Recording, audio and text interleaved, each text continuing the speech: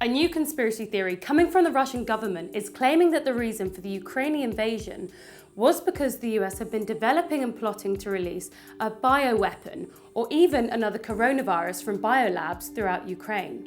Now, the Russian government only started spreading this specific conspiracy theory once their claim that they were trying to denazify Ukraine as part of justifying the invasion was completely disregarded by the West.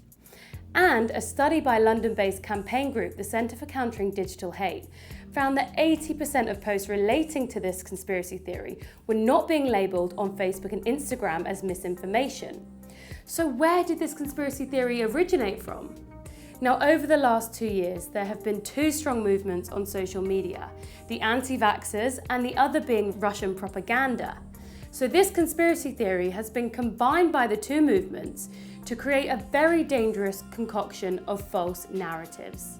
Well, the US Defense Department and the Ukrainian Ministry of Health do have a partnership that began in 2005, aiming to prevent the threat of outbreaks of infectious diseases.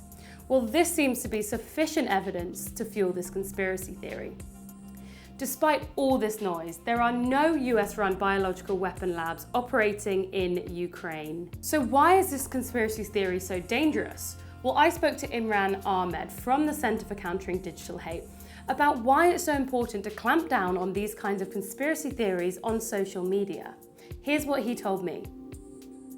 Any suggestion that there is legitimacy behind Russia's illegal and illegitimate invasion of the Ukraine gives Putin further succor to continue doing what he's doing.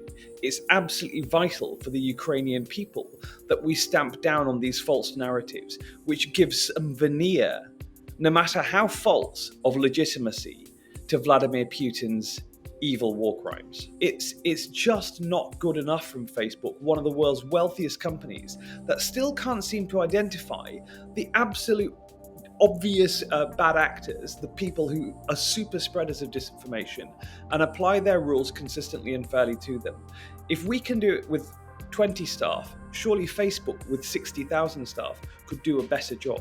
Now, I also reached out to Facebook. They called this report irresponsible and that it was riddled with misleading claims. They also said that the report relies on a small sample that's not representative of their work fighting misinformation related to the war in Ukraine. So what do you guys think? What kind of social media content have you guys been seeing relating to the war? Let us know in the comments below.